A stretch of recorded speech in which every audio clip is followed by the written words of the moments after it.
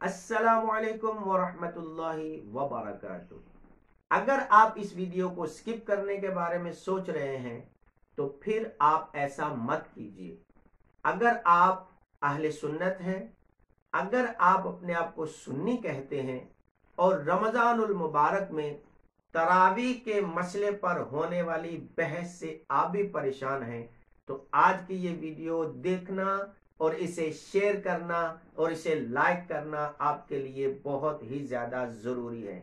शुरू में ही मैं आपको बोल देता हूं, ये वीडियो बहुत ही ज्यादा फायदेमंद होने वाली है और बहुत ही ज्यादा अहम और जरूरी गुफ्तगू है इसके अंदर, इसलिए इसको अभी से शेयर कर दीजिए और लाइक कर दीजिए ताकि दूसरों तक भी ये पैगाम फौरन पहुंच जाए।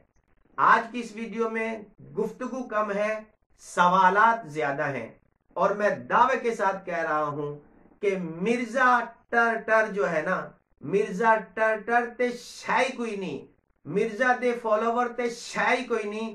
उन्होंने दे जेड़े वड्डे वड्डे बाबे ने ना, वो भी इन सवालों का जवाब नहीं दे सकेंगे, वो भी इन सवालात का जवाब नहीं दे सकेंगे। उनके जो बड़े बड़े बाबे हैं ना, मिर्जा ते शाही कोई नहीं जनाब। इसलिए मेरा ये कहना है कि आज की इस वीडियो को सुनना आपके लिए बहुत ज्यादा जरूरी है। तो आइए सबसे पहले मैं आपकी खिदमत में मसला पेश कर देता हूं तरावी का, कि तरावी का मसला है क्या। याद रखिए, तरावी सुन्नत मुअक्किदा है, सुन्नत मुअक्किदा है। तरावी 8 नहीं है, 20 तरावी है। हम अहले सुन्नत के नजदीक 8 रकत तरावी का कोई तसव्वुर नहीं है। तरावी हर आकिल और बालिग के लिए सुन्नत मुअक्किदा है और इसे पूरा महीना पढ़ना जरूरी है। ये हमारा अकीदा है सुन्नत तरावी के हवाले से। अब आइए उन लोगों की बात करते हैं जो ये कहते हैं कि नमाज तरावी और क़यामुल लैल एक ही चीज है। क़यामुल लैल से वो मुराद लेते हैं नमाज तहज्जुद, नमाज तहज्जुद वो मुराद लेते हैं क़यामुल लैल से। आज इस बारे में हमारी बात होगी कि क्या वाकई जिसे हम तहज्जुद कहते हैं या क़यामुल लैल कहा जाता है, क्या क़यामुल लैल और नमाज तरावी एक ही चीज है? इसके ऊपर आज हमारे सवालात होंगे।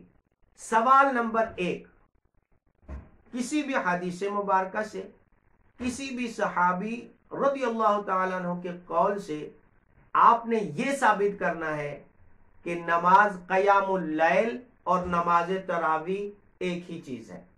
सवाल नंबर 2, कुरान पाक की आयत से, हदीस मुबारका से या फिर किसी सहाबी रज़ियल्लाहु ताला अन्हु के कौल से आपने ये साबित करना है कि नमाज तरावी 8 है और बाकी सारी नमाज नफिल है। सरीहतन किसी ने ये बताया हो कि बाकी सारी नमाज नफिल है, जितनी मर्जी आप पढ़ते रहें, हकीकत में तरावी 8 ही है। सवाल नंबर 3 है आपसे कि जब हजरत आयशा सिद्दीका रज़ियल्लाहु ताला अन्हा से रमज़ानुल मुबारक में हुजूर सल्लल्लाहु अलैहि वसल्लम के मामूलात के बारे में पूछा गया तो आपने फरमाया कि प्यारे आका रहमत वाले मुस्तफ़ा सल्लल्लाहु अलैहि वसल्लम रमज़ानुल मुबारक में और रमज़ान के अलावा 11 रकत पढ़ा करते थे। अब मुझे ये बताइए, सवाल ये है कि अगर ये नमाज तरावी ही का जिक्र हो रहा है तो फिर इसमें रमज़ान के अलावा का जिक्र क्यों किया गया? क्यों फरमाया गया कि रमज़ान के अलावा भी वो 11 रकत पढ़ा करते थे? इसका मतलब तो यही हुआ ना कि नमाज तरावी और चीज है, नमाज तहज्जुद क़यामुल लैल और चीज है। ये दोनों अलग अलग इबादतें हैं, ये एक ही चीज नहीं है। अगर एक ही है तुम्हारे कहने के मुताबिक तो फिर इसे कुरान से, हदीस मुबारका से या किसी सहाबी के कौल से साबित करो। सवाल नंबर 4 बड़ा अहम है, बड़ा खास सवाल है। आपने पहले शायद ही कहीं ये सवाल सुना हो। ये जो 3 दिन का जिक्र किया जाता है कि हुजूर सल्लल्लाहु अलैहि वसल्लम ने 3 दिन नमाज तरावी पढ़ाई اس کے بعد آپ نے نماز تراوی نہیں پڑھائی۔ تو پوچھنا یہ ہے کہ حضور صلی اللہ علیہ وسلم نماز عشاء کے بعد گھر تشریف لے جاتے تھے یا صحابہ کرام کے ساتھ مسجد میں ہی بیٹھے رہتے تھے؟ اگر حضور صلی اللہ علیہ وسلم مسجد میں ہی بیٹھے رہتے تھے اور اسی جگہ پر اسی وقت میں نماز عشاء کے فوراً بعد نماز تراوی جو آپ کہتے ہیں کہ وہ 8 رکعت ہے وہ شروع کر دی جاتی تھی اور وہی نماز تہجد ہی قیام اللیل ہے، اگر وہ نماز تراوی تھی تو پھر تہجد کیسے ہوئی؟ تم یہ جو لوگوں کو گمراہ کرتے ہو نا قیام اللیل کے نام پر اور نفل نماز کے نام پر، لوگوں کو گمراہ کرنا بند کرو۔ اگر حضور علیہ السلام 8 رکعت تراوی پڑھی اور پھر 8 رکعت تہجد کی نماز پڑھی تو پھر تمہاری بات کہاں گئی کہ 8 رکعت ہے، بس 11 رکعت ہے؟ 11 رکعت تو آپ مانتے ہو نا کہ پڑھی ہے، تو اگر وہ نماز تہجد تھی تو تراوی نہ ہوئی، اور اگر وہ تراوی تھی تو تہجد نہ ہوئی۔ تو مطلب یہ ہوا کہ تہجد کی نماز حضور علیہ السلام نے الگ سے ادا فرمائی ہے اور تراوی کی نماز الگ سے حضور علیہ السلام نے ادا فرمائی ہے۔ قیام اللیل جسے تم کہتے ہو، قیام اللیل سے مراد جو ہے وہ ہر نماز ہوتی ہے، جو بھی رات کو عبادت کی جاتی ہے، جو بھی اللہ کی بارگاہ میں سجدے کیے جاتے ہیں، وہ قیام اللیل ہی کہلاتا ہے۔ اچھا، ایک مسئلہ بڑی اچھے طریقے سے آپ سب جانتے ہیں کہ اگر آپ نماز تہجد پڑھنا چاہتے ہیں تو اس کے لیے ضروری ہے کہ عشاء کی نماز پڑھنے کے بعد کچھ وقفہ آپ آرام کریں، یعنی آپ سو جائیں، آپ کو اونگ آ جائے، آپ کی آنکھ لگ جائے، اس کے بعد آپ نماز تہجد ادا کر سکتے ہیں۔ عشاء کی نماز کے بعد اگر آپ کو اونگ نہیں آئی اور آپ کی آنکھ نہیں لگی، آپ تھوڑی چند ایک لمحے کے لیے بھی اگر سوئے نہیں ہیں تو آپ نماز تہجد ادا نہیں کر سکتے۔ اگر حضور صلی اللہ تعالی علیہ وسلم نماز عشاء کے فوراً بعد حضور علیہ السلام اگر نماز عشاء کے بعد اپنے گھر تشریف نہیں لے جاتے تھے اور مسجد میں ہی تشریف فرما رہتے تھے اور وہیں پر آپ نے 3 دن تک نماز پڑھائی، تو پھر وہ تہجد کی نماز کیسے ہوئی؟ مجھے اس کا جواب دیجئے کہ پھر وہ تہجد کی نماز کیسے ہوئی؟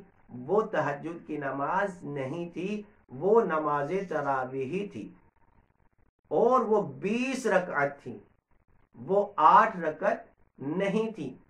اگر تم کہتے ہو کہ وہ 8 رکعت تھی تو حضور علیہ السلام کے کسی قول سے یہ ثابت کرو، کسی حدیث مبارکہ سے یہ ثابت کرو، اور کسی صحابی رسول کے حوالے سے یہ ثابت کرو کہ کسی صحابی رسول نے یہ فرمایا ہو کہ جو حضور علیہ السلام نے ہمیں جماعت کے ساتھ نماز پڑھائی تھی رمضان المبارک میں، وہ 8 رکعت تھی۔ اور پھر آپ نے یہ بھی ثابت کرنا ہے کہ حضور صلی اللہ علیہ وسلم کے بعد حضرت عمر فاروق رضی اللہ تعالیٰ عنہ جو نماز پڑھایا کرتے تھے، جو ان کے زمانے میں تراویح پڑھائی جاتی تھی، وہ 8 رکعت تھی۔ یہ تم نے ثابت کرنا ہے کہ وہ 8 رکعت تھی اور 3 رکعت وتر پڑھا کرتے تھے۔ یہ کسی بھی صحابی کے قول سے آپ نے ثابت کرنا ہے۔ جتنے بھی مرزا ٹرٹر کے فالوورز ہیں ان کے لیے اور مرزا کے لیے اور سارے ایسے لوگوں کے لیے میرا یہ سوال ہے کہ آپ یہ بتاؤ کہ جب حضور صلی اللہ تعالی علیہ وسلم نے نماز تراویح پورا مہینہ ادا نہیں فرمائی تو تم لوگ پورا مہینہ کیوں پڑھتے ہو؟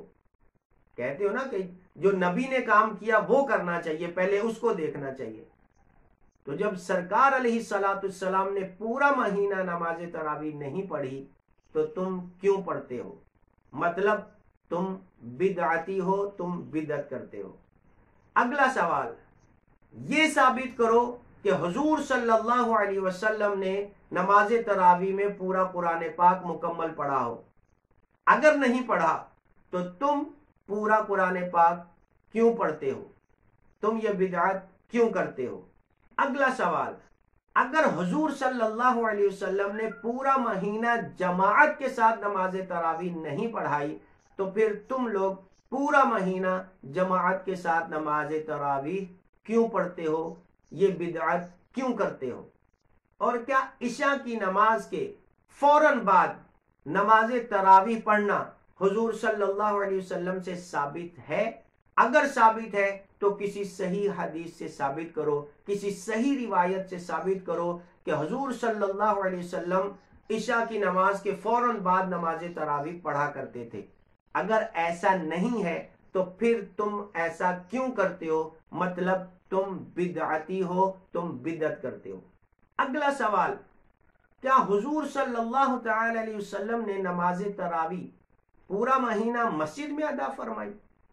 अगर मस्जिद में अदा नहीं फरमाई तो तुम पूरा महीना नमाज तरावीह मस्जिद में क्यों अदा करते हो, ये बिदअत क्यों करते हो, मतलब तुम बिदअती हो। हजरत इमाम शाफई रहमतुल्लाह ताला अलैह फरमाते हैं कि मैंने जब से होश संभाला है मैंने मक्कातुल मुकर्रमा में लोगों को 20 रकात तरावीह पढ़ते ही देखा है। मतलब कि ये बात कोई आज की नहीं है कि लोग 20 रकात तरावीह पढ़ते हैं।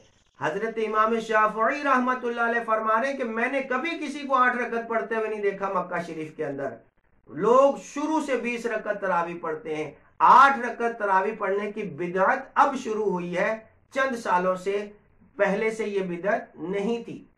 शुरू से अहले ईमान का ये तरीका रहा है कि वो 20 रकात तरावीह पढ़ा करते थे। याद रखिए, अगर हुजूर सल्लल्लाहु अलैहि वसल्लम ने ये जो 3 दिन नमाज पढ़ाई है ना, अगर वो 8 रकात तरावीह होती तो हजरत उमर फारूक रजी अल्लाह तआला अन्हु कभी भी उसमें इजाफा ना करते और वो भी 8 रकात ही पढ़ाते और 8 रकात ही पढ़ते। अगर उन्होंने 20 पढ़ी है और 20 ही उनके जमाने में हुआ करती थी तो इससे साफ जाहिर है कि हुजूर सल्लल्लाहु अलैहि वसल्लम ने वो जो 3 दिन नमाज पढ़ी थी और इस खौफ से कि कहीं उम्मत पर ये नमाज फर्ज ना कर दी जाए उसके बाद तर्क फरमा दिया था, वो 8 रकात नहीं, वो 20 रकात नमाज तरावीह थी। ये मैंने चंद सवालात किए हैं। मेरी गुजारिश ये है कि इन सवालात के जवाबात में सवालात ना किए जाएं बल्कि जवाबात दिए जाएं। लेकिन मुझे इस बात का यकीन है कि आप लोग इसका जवाब नहीं दे सकेंगे। इस नमाज तरावीह को नमाज नफिल जो है वो आप साबित नहीं कर सकेंगे। आप नमाज तरावीह को नमाज तहज्जुद साबित नहीं कर सकेंगे और आप 11 रकात साबित नहीं कर सकेंगे।